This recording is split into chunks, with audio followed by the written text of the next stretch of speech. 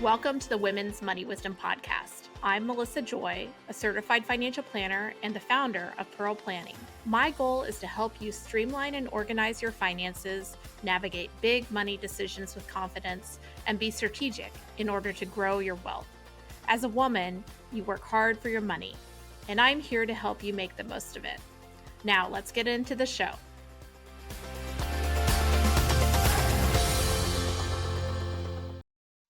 Important disclosure for today's episode. Stephanie McCullough offers investment advice through Private Advisor Group, a federally registered investment advisor. The opinions voiced in this podcast are for general information only and are not intended to provide specific advice or recommendations to any individual. To determine which strategies or investments may be suitable for you, consult the appropriate qualified professional prior to making a decision. Welcome back to the Women's Money Wisdom Podcast. You know, when we talk about retirement, those episodes are always very popular. I know that they are on our listeners' minds because so many of you are Gen X, older millennial women, and people. I get feedback from all sorts of people that listen to the podcast. And today we're going to talk about retirement myths. We're going to talk about how two financial planners who think about retirement a lot think behind the numbers. And I have one of my friends and favorite fellow podcasters, Stephanie McCullough, who is joining us today to have that discussion. Stephanie is the founder of Sophia Financial, and she is the co-host of Take Back Retirement, which is a great podcast. I also love Stephanie's content on Instagram. Stephanie, welcome to the podcast. Thanks, Melissa. I'm so excited for this conversation. Well, we've been talking about this conversation for more than a year. Every time I see you at a conference, I'm like, we should. And then I feel like you're busy and doing amazing things. And that probably holds me back from sending that, link to record. So I'm so glad we're doing this now. Yeah, me too. I feel like you're the same, doing amazing things out there. We need more of us doing it. It's a mutual admiration society, but I saw one of your Instagram posts. You're doing great, little clips and content about what retirement really is. There's this community, but it's mainly guys who are like, hey, you need to really get used to what retirement's going to look like. And it's not just the numbers, but we need more female voices saying the same thing because we both know it. That's the case. Yeah. And, doing this financial planning work for 29 years now, right? I'm an older Gen Xer. I'm 59. And I have to say, every time I get together with friends or family members around my age, this is part of the conversation. Like, when are you thinking about retiring? Or what does retirement look like? Or I have no desire to retire. Like, it's a hot topic on people's minds. Yeah, between that and with my community, I'm 51, the menopause realities of hey, you've got to go ask about this or that or the other. The conversations have changed. Totally. And I used to have to think about all right, I got to remember what these people's kids are up to. And now I have to remember, are their parents still with us? Are their parents in care? Are there someone in memory care?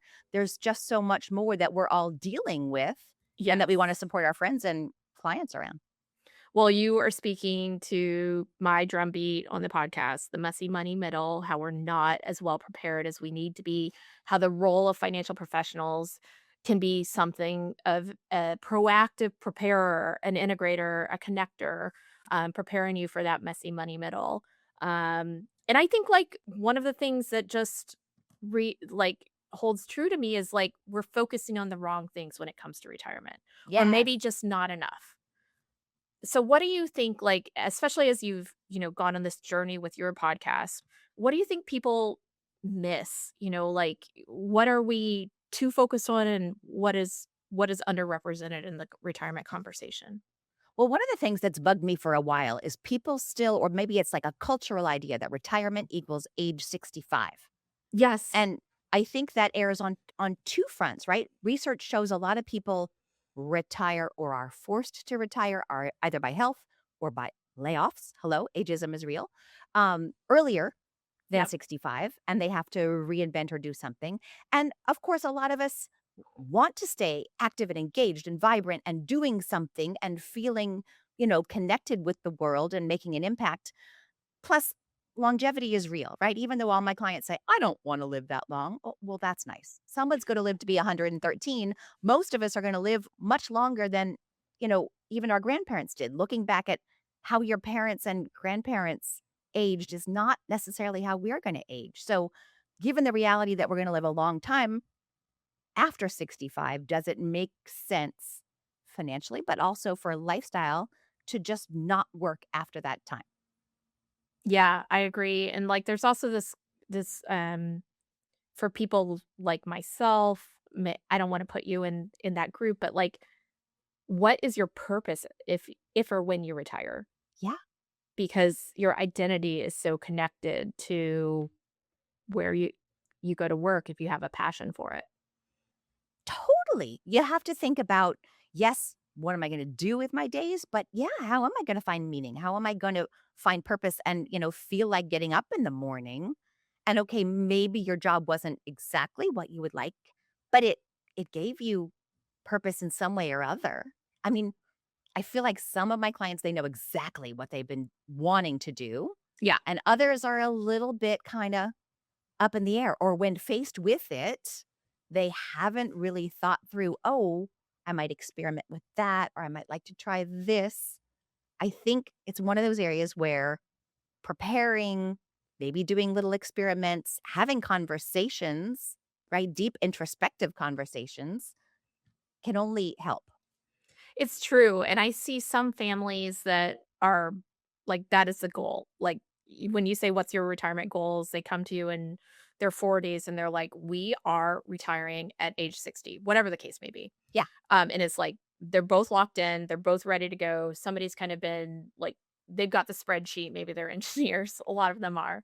Um, but like there's that dynamic, but that's rare as yes. far as I'm concerned. I see a lot where maybe there's dissatisfaction with one person's career and the other is really that, like this is who I am. And so then, like there may be a presumption that they both need to work until the same age, which doesn't necessarily need to be the case. Right. Or it's just like something. I'll use an example from I got a text message a few days ago, and it was the husband of a good friend from a long time ago. He said, my wife said that you work with people in finances.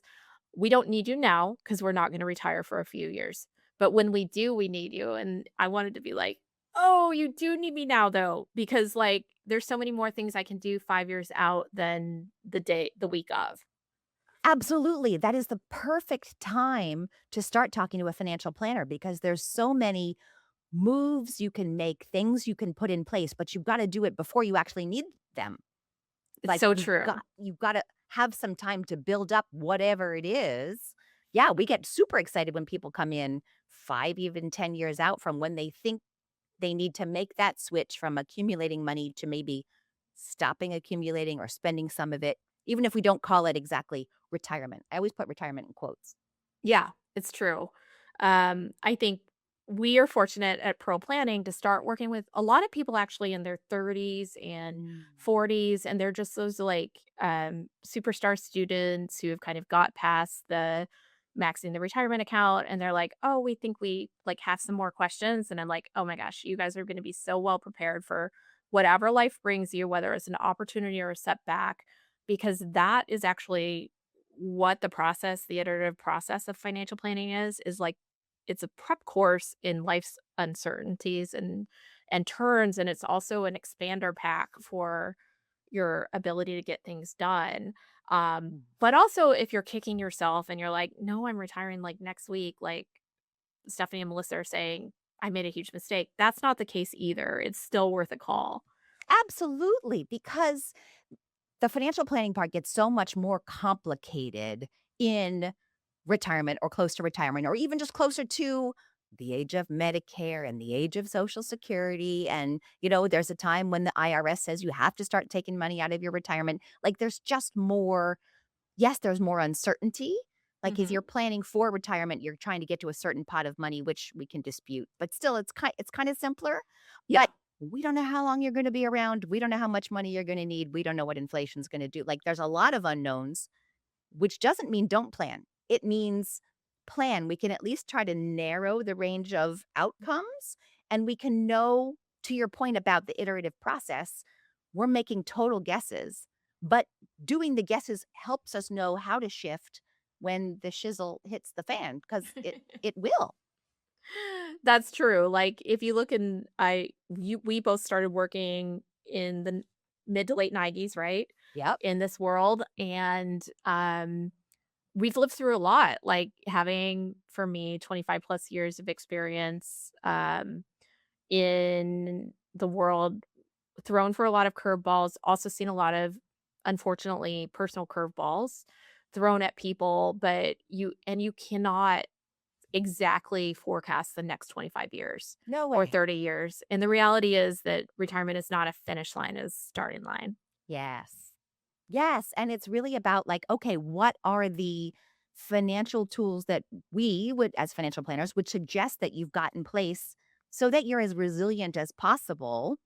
I mean, yes, you might get curveballs, but you might also like pivot yourself. You might discover some fabulous new thing or you really want to move to the desert or, things you couldn't have foreseen on the positive side. And we want you to have that flexibility to make those pivots. So true. I think like another, kind of consideration is that when you read if you're just a personal finance guru who's going and educating yourself, chatting it up, reading research, listening to some of the experts, you go to like things like safe withdrawal rate or like asset allocation wisdom that may or may not be as real world. And what needs to be infused with that is not like 4% forever. Like I once told a 72-year-old who was like, I would like you to send me 4% of all of my accounts. And one of the biggest challenges for him was like, okay, you guys have $10 million. And if you just send 4% from every single account, including your $3 million IRA, um, you're going to have a tax impact that would be different if we could be choosy on which accounts we sent. Also, you're not Yes. spending that 4%. So anyway, I digress. But actually, like, I feel more than in my entire career compelled to encourage people to spend more in their early retirement because I just see it consistently. Yes. Even the people I'm concerned about spending too much just stay closer to home and spend less on an inflation adjusted basis in their 80s and 90s when they make it that far. And Yep. it's a waste if you don't have permission to spend earlier as long as it's not in just outrageous ways. I'm totally with you, and I have totally changed. I've kind of gone from, like you said before, like what I was mentored on, what I learned from the experts. But then in reality, all right, I had lunch yesterday with a couple. They're both 78, and she had always wanted to travel, and he was a little hesitant to spend more money. And now he's got health issues and he can't take a long flight. And she could, he says, go with your friend, but she doesn't want to leave him with his health issues. So And now sometimes you can't they're on eventually 78. leave them. So, Right. especially you have a double probability of having lingering or chronic health conditions when you're with a partner. Yeah. Yeah. And so it's not just your health, it's both of your health that is part of the equation. Whereas this other couple I worked with who are closer to my age, they're like 59, 60. They last year, finally, I convinced them they're still working. They took the big 3-week trip to Portugal that they've been talking about forever. And we talked very much about okay, if our projections don't go as forecast, our software tends to talk about success versus failure in our retirement projections. Right. But I really tell people now all the time, we're not talking about failure. We're talking about adjustment. That's Because so I think true. when people hear failure, they think I'm living under a bridge. Like, no, just when you're 75, maybe you can't take trips anymore. And you sit at home in your rocking chair looking at your pictures from the great 3-week trip to Portugal that you finally took, as opposed to being terrified. And there's research showing a lot of retirees die with more money than they retired with. That's not the goal. Money is not the goal. Money in itself, accumulating more, is not what we're trying to help you do. It's so true. And, dying with the most, there's no price for that. Oh, Um, I also think like um you and I have lived through multiple multi-year recessions as professionals. yeah. recently, there's not as many examples of those, but I can remind my retiring clients that are in their 50s or 60s. I have one set in their 40s, and they didn't have probably as much experience in '08 and '09. But like, hey, when you were in that situation, unless you were like also housing your children, adult children, because they were out of work as well, you are not booking your around the world trip. And if you were, it was at a Mm. 60% discount. So, like, everybody course corrected Yes.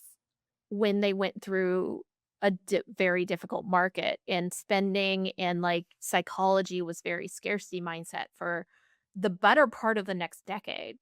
And that naturally occurs, and the software does not No, can it cannot yet forecast that. it doesn't adjust for that. And that's what we say to people, like this, if we say you're spending 100,000 a year, just to use a round number, the software assumes you go on blithely spending your 100,000 a year no matter what's going on in the Even world, when you're in the in your nursing life. home. Yeah, Yes, totally, right? like, Which you are is not you don't need that travel budget or the new car, in your 90s probably. no, or like you said, if the headlines are all scary, or if someone in your family's having a health issue, right? Like, we do make adjustments. So, while you can do it, go do the cool things that, the bucket list. I saw a guy in an airport. I wish I'd taken a picture. His T-shirt on the back said, "Die with memories, not dreams." Oh, I love that. We need a sticker for that. I know. And, all of this is, like, if you can carry with you the saying, "You can't predict, but you can prepare." Yeah. Don't be worried about the dollar, like, the exact amount that is forecast at the end of the plan. I find that to be highly unpredictable and not connected to reality. But is there money left at the end of the plan? Predictable. Yes. Yes. Another thing that I think is, like, an unspoken part of the conversation that is, like, a little bit touchy, but let's talk about it generically, so that our listeners can think about how they think about it. The silent generation and baby boomers, first cohort of people who had defined contribution plans more than defined pension or Right. defined benefit plans, they are dying with millions, including Yes. property and accounts. First of all, our future retirees have this, many of them have an unspoken burden that is they may need to go back, prepare tax returns from previous years because mom and dad quit doing them before they knew to ask for help. They may need to be going, and, it matters if mom and dad have accounts at 45 different banks, a Oh CD at every gosh. I'm an one. executor right now. Yes. And, Mhm. and there is a component that can be a part of what can, become a really burdensome part of your life, which is taking care of family members. And I will just, shameless plug, but, like, calling a financial professional like Stephanie or myself and asking, like, being like, we need some help because my whole life is administering, um, a living estate, right now could be on your list. But then many people are inheriting larger sums of money, and how do you think about that before you receive the funds? Like, I do not like putting it into the financial planning software, but it needs to be spoken kind of because it helps to identify how you plan for everything else. It's so important, and I've been having this conversation with a couple because they had been saying, like, "We don't wanna count on her mom's money. Of course, we don't want her mom's money, we wanna be okay on our own," and it feels morbid to talk about the money. But at the Agreed. same time, in their situation, if we plan for 0 inheritance, or if we plan for kind of the minimum we think, like, there's a pretty big range, but Mhm. even the minimum we think basically doubles their retirement savings. So, and we don't know when they're gonna get it, but we think they're gonna at least, right? Mom owns 2 homes, one up Yeah. north, one in Florida. So just if she has the 2 homes, she also has a pension and Social Security, and she's not spending that. So chances are there's much more. But planning for 0 versus planning for half of the 2 homes, splitting it with her brother, changes what they can do now. And yes, we Mhm. can stress test it for, all right, what if she lives to be 107? Okay. Are we endangering your situation between now and then? But I don't want to plan for 0. Because if she dies at 107, then they're in their late 70s and they're not going to be doing the fun things. This So is what we're this is seeing another thing I've more. changed my Yeah, it is absolutely like our profession looked at demographics 20 years ago, 30 years ago. It was like, there is a wave of inheritance coming. All of these people, and it like talk about morbid. It was like They've been saying it since pre I started doing this work. right. But it's happening now. Yet it is happening to people like they are inheriting literally in their 70s. Mom lived to 99, Yes. or definitely in their 60s. A little bit, for Gen X, but like it is definitely like you were typical Stephanie, right? Like late 50s is when all your friends are like dealing with parents' estates, or else trying to get to their doctor's appointments, while they're also trying to get, access to accounts to pay bills. And trying to have the conversation. Hey, mom, are you going to be okay? Like, am I going to need to support you? Or are we talking inheritance not because I'm greedy and want the money, but it affects the planning? And a lot of that older generation, they were brought up like, you do not talk about money. Do You not don't tell discuss. your kids that they're going to inherit because then they'll become greedy little bastards. Like there's a big issue with the communication, right? There's that great book by Cameron Huddleston, Mom and Dad, We Need to Talk, with Mhm. tips on like how to get into these conversations. I think that's a big issue around retirement is family conversations, whether it's the generation above, siblings that you might have to be power of attorney for, kids, like we got to talk about this stuff more. Yeah, I mean, the flip side is, like, kids that could be holding back the ability to retire, or, it's like, "Hey, it's been."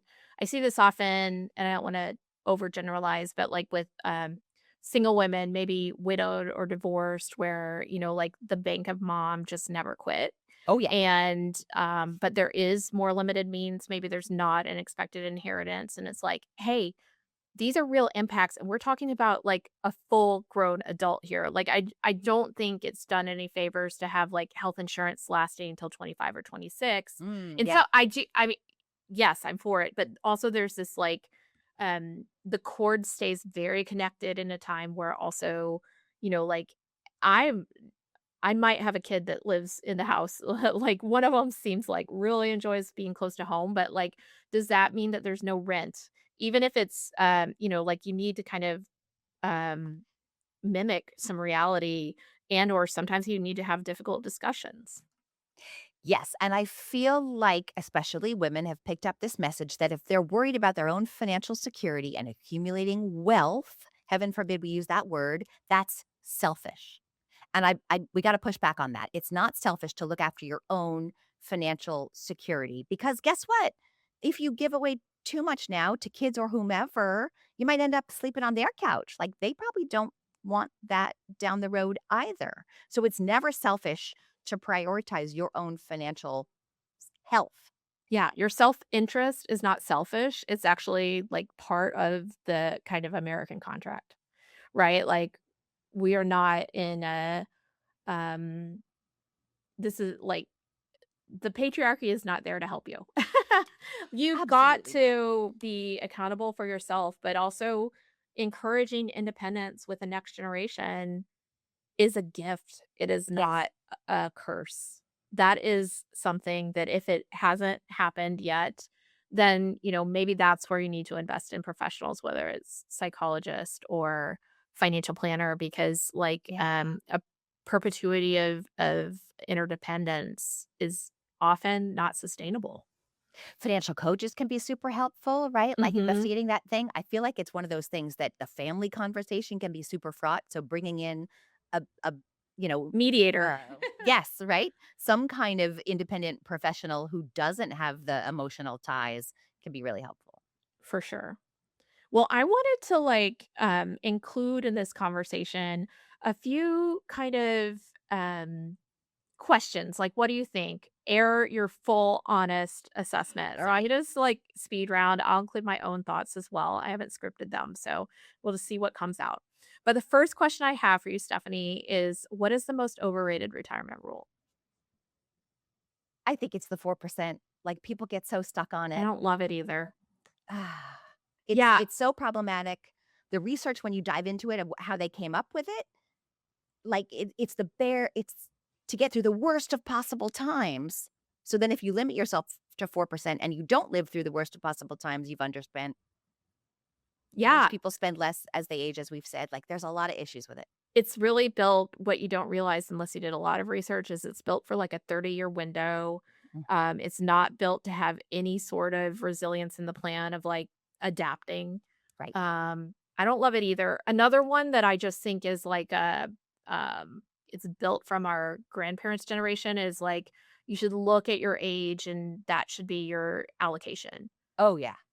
'Cause the reality is, like, actually one of the pivot points is the weakest in terms of your length of, your success in retirement is, like, right when you retire, and Yes. so many of my clients that are, in, uh, their 80s and 90s could take on a lot of risk in their portfolio. Most of the money is earmarked for a next generation, Mhm. and so just be careful about that conventional wisdom that's well intended, but just dated. The riskiest day of your investing life is the day you switch from accumulating to decumulating. Because if So that's when true. the bad times hit, yeah. What is the most underestimated retirement expense in your opinion? I think I feel like there's been some talk about this, but maybe it's just kind of in our world. A lot of people don't realize that Medicare has a premium to it. Like, they Mm. kinda think, "Oh, I get to 65, I get on Medicare," if they're aware of it, and they think, "Oh, I'm home free, there's no cost."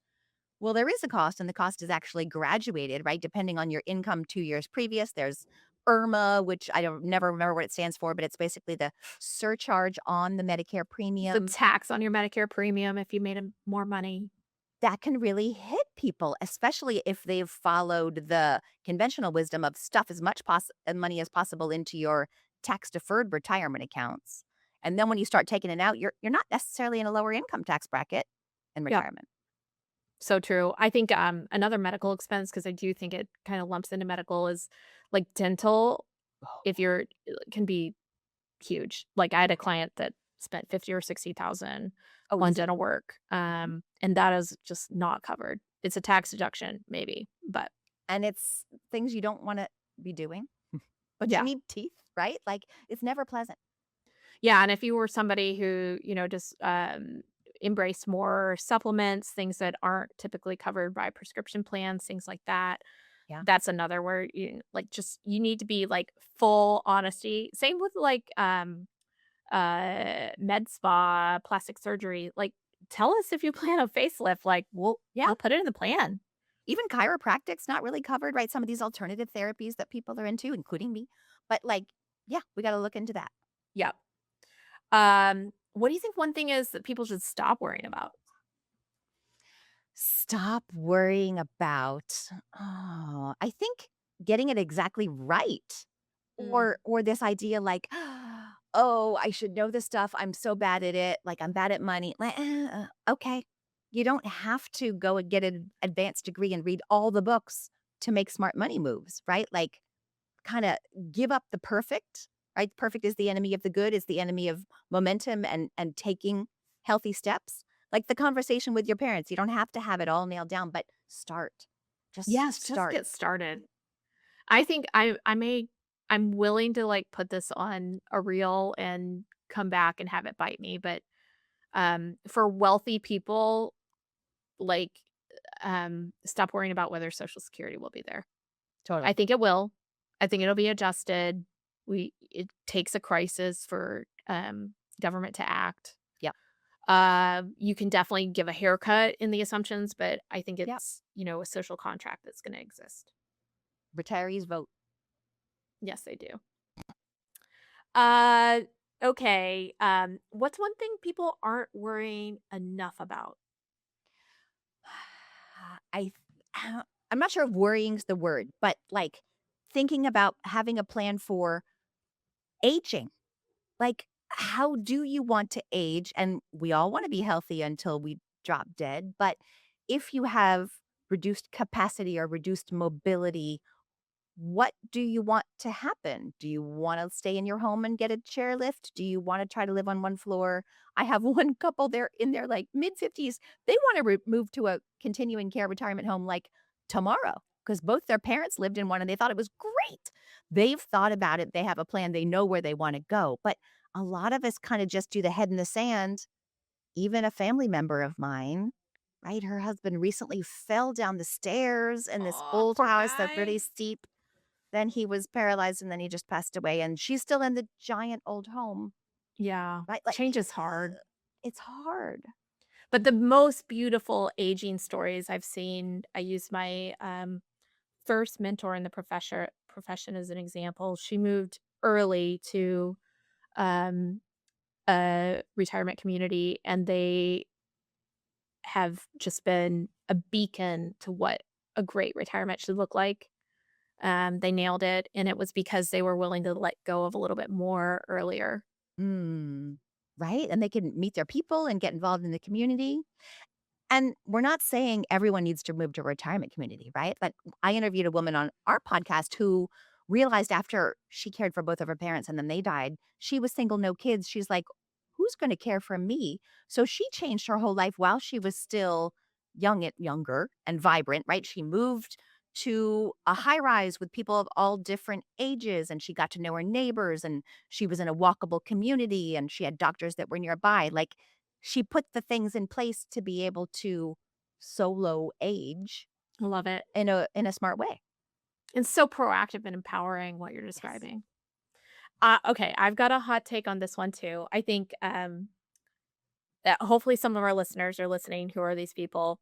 We don't talk because you don't work with a professional advisor because you're really good at managing your own money. And I see you and I'm not judging you for that. Yeah. But that group of people is very much at risk when it comes to their older years because Mm. when you lose capacity, your finances are one of the first places where it goes. It can Yeah. be an indicator, a warning sign, and all of your smart stuff, all of your stock picking or, you know, the Bogle head boards are not typically set up to be on self-managed. Right. Um, and you've also likely told your family that this is the way that you should manage your money. I think of people who have brought me portfolios and said, "Mom or dad were so smart when it comes to finances," and you see a portfolio that is obviously dated from, 2010. Mm. And they were, and they've accumulated a lot, but there's a lot of things that cannot be managed on autopilot. And you need to have a backstop, a game plan that can be put into place, or just hand over the keys at a certain age and commit to that because so many people are like, oh, I told my wife to hire you if something happened to me or, whatever. And I'm like, not thirsty for your business. That is not why I'm saying this. I just see so many cases where it's like, oh, it's such a shame that they didn't come earlier. And it's a burden for the family as well. So you're saying like while the active investor is still living, but either, you know, Like health 75, issues like or cognitive issues or be just like, at 75, we're gonna hand it off even if I'm in great shape, okay, because we want somebody to handle the RMDs and do the rebalancing and the tax get plan the and everything. taxes done. And that I just see it time and again where it's like, "Oh, there's accounts everywhere," and it was all, like, under a login that's only with dad or whatever, and it's just so much work to get it managed, and I do think, like, we need to have a chat about that because I love people that love personal finance, love investing. Those are my people. Like, Yeah. you guys are doing great. Like, I'll look at people's stuff if they're like, "Give me a second look, and can we self-manage?" There's other people I see, and I'm like, "I don't know if that's you." But it does not work forever. It doesn't. It doesn't, and my father died now 11 months ago. I'm his executor, and I'm seeing it, right? Like, accounts he had set up, and who knows when the last time that he actually looked at it. He was good at buying things, he wasn't so good at selling them later Mhm. on. He's got these Oh, yeah. crazy holdings that were hot 15 years ago and then have just been, dwindling away since then. I was preparing myself before he passed away to, like, have the conversation like, "Dad." Yep. And then, you know, Here we it was a are. blessing he went quickly, but now we're cleaning it up. Well, last question, maybe the hardest. What has working with retirees changed about your own retirement vision? Oh my gosh. I think it's kinda back to, like, do the fun stuff. Like, Mm. go do it, and it's not really a secret because 'cause I've told everybody. I'm trying to convince my husband to retire because his job's a lot less flexible than our jobs, right? Yeah. We could take 3 weeks and do the Portugal trip if we wanted to, but he can't for his job. So, like, he's 60 now, and I wanna go do the things because I don't wanna be the couple who at 78 all of a sudden hasn't done it and has health issues and now can't. Yeah, I had a client tell me, she's contemplating retirement. I wanna know who I am outside of work, and I don't know who that person is. She's had an incredible career, Yeah. so cool, but that struck me because I think that's, could easily be me. Um, working with retirees, I see that so much is possible. And, like, part of our conversation, we are certainly both, technically capable and I would say I'm biased, but, like, really fantastic about the numbers. But also, it's about being seen as a person, being, encouraged to dream and see possibilities, but I think it will be easy for me to retire a bunch of people and still be kind of, self-chained to the desk. And Mhm. so, I do have intentions. I'm 51 of having a game plan by the time I'm 61 of when I would retire because there's so many people in our profession for a variety of reasons, whether it's their personality being tied to the profession, as well as it's just like kind of a nice stream of annuity income that you don't want to give up, that Yep. retire a ton of people and never retire themselves. I do not want to be an 85-year-old. And I don't think anybody wants to hire me as future me in my 80s, but I do wanna have a purposeful retirement plan that still has room, and I do wanna explore in the next 10 or 15 years who I am and have and build that life outside of the financial profession.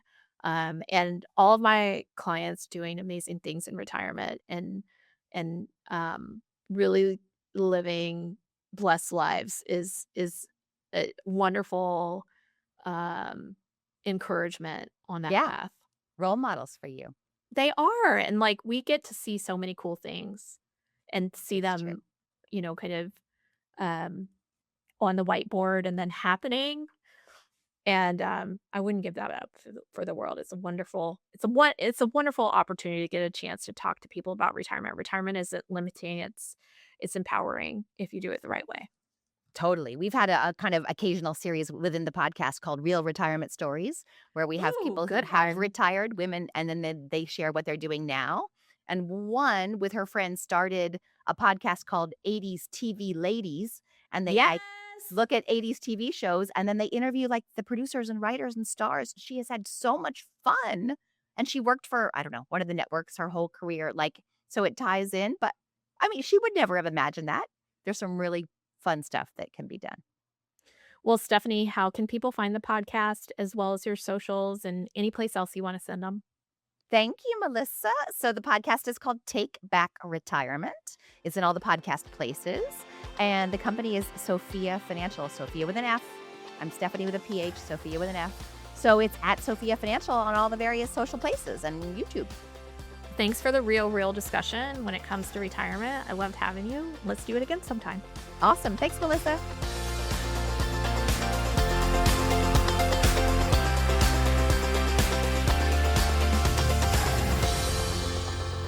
Thank you for listening to the Women's Money Wisdom podcast. If you found value in this episode, the best way that you can support the podcast is to forward an episode to a friend or leave a review. Go to proplan.com and the podcast link to get all the resources and links mentioned. This presentation by Pearl Planning is intended for general information purposes only. No portion of this presentation serves as a receipt of or a substitute for personal investment advice from Pearl Planning or any other investment professional of your choosing. Copies of Pearl Planning's current written disclosure brochure and Form CRS discussing our advisory services and fees are available upon request or on our website platform at pearlplan.com. The information that we share is meant to educate and inspire, not serve as personalized financial advice.